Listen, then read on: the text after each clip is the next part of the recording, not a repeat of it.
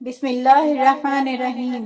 Be be Fatima کی جب ولادت ہوئی تو اللہ کا ایسا معجزہ ہوا کہ جسے سن کے آپ بھی حیران رہ جائیں گے۔ یہ واقعہ ہے حضرت محمد صلی اللہ علیہ وآلہ وسلم کی لاڈلی بیٹی فاطمہ کی ولادت کا۔ حضرت فاطمہ رضی اللہ تعالی عنہا کی پیدائش سے پہلے بھی نبی پاک کی 3 بیٹیاں تھیں، حضرت بی بی زینب، حضرت رقیہ اور حضرت ام کلثوم رضی اللہ تعالی عنہا۔ یہ تینوں حضرت بی بی فاطمہ سے بڑی تھی اور ان تینوں بیٹیوں کی ولادت ہمارے نبی حضرت محمد صلی اللہ علیہ وسلم کی نبوت کے اعلان سے پہلے ہوئی تھی۔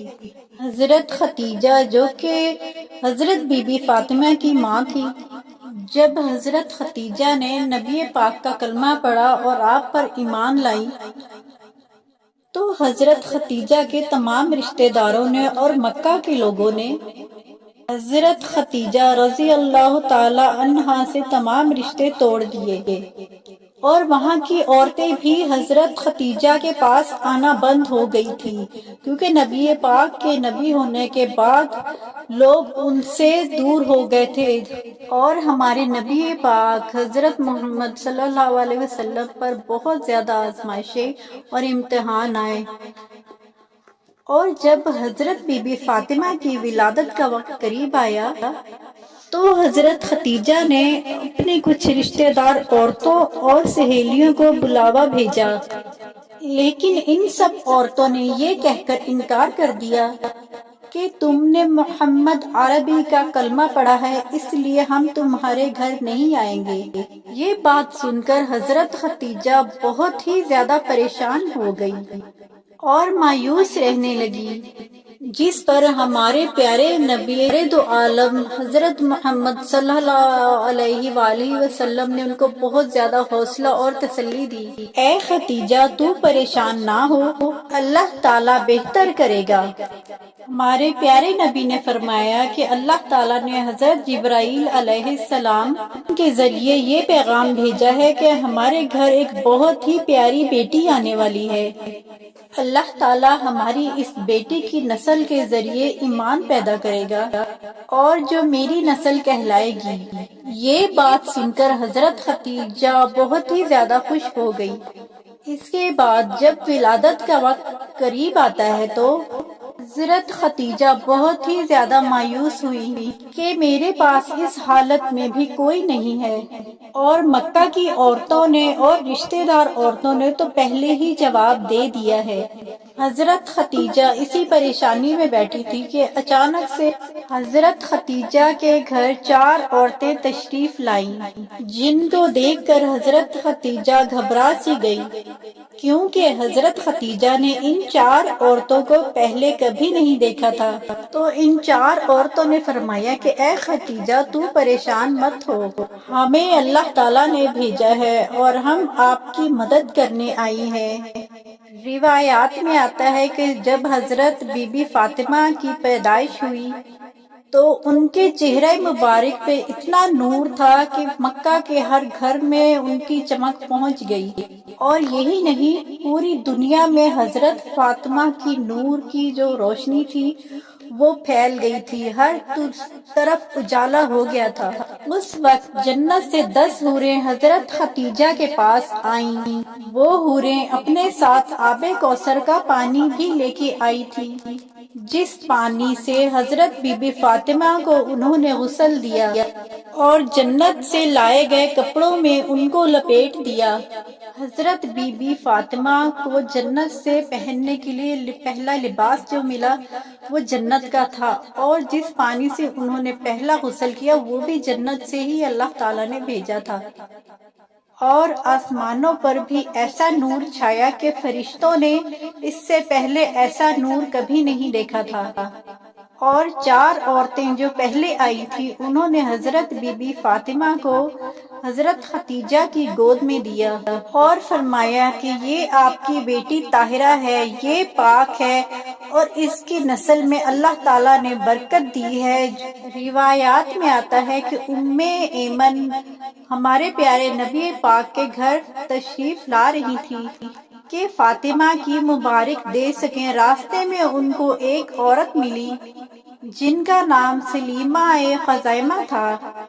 فرمانے لگی کہ اے ایمن، تو اتنے جلدی میں کہاں جا رہی ہو؟ تو ایمن نے فرمایا کہ ہمارے پیارے نبی پاک حضرت محمد صلی اللہ علیہ وآلہ وسلم کے گھر بیٹی کی پیدائش ہوئی ہے اور میں مبارکباد دینے جا رہی ہوں کیونکہ ان کے گھر چوتھی بیٹی کی پیدائش ہوئی ہے۔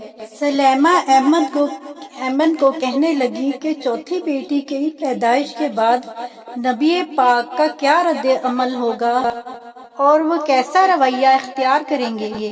یہ بات سن کر حضرت ایمن مسکرائیں اور کہنے لگی کہ تمہاری اس بات پر تو مجھے وہ دن یاد آ گئے جب حضرت خدیجہ نے اپنی پہلی بیٹی کو جنم دیا تھا اور نبی پاک حضرت محمد صلی اللہ علیہ وآلہ وسلم کو یہ خبر ملی تھی کہ آپ کے گھر بیٹی کی پیدائش ہوئی ہے تو آپ بہت زیادہ خوش ہوئے تھے اور اپنے گھر کی طرف دوڑتے ہوئے آئے اور اپنی اہلیہ کو ڈھیروں مبارکباد دی اور اپنی بیٹی کو سینے سے لگایا اور خوب پیار کیا اور پھر حضرت محمد صلی اللہ علیہ وآلہ وسلم نے قربانی کے جانوروں کو ذبح کیا اور اچھی خاصی دعوت کا اہتمام کیا اور ایک اچھا خاصا دسترخوان سجایا اور تمام غریبوں کو کھانا کھلایا۔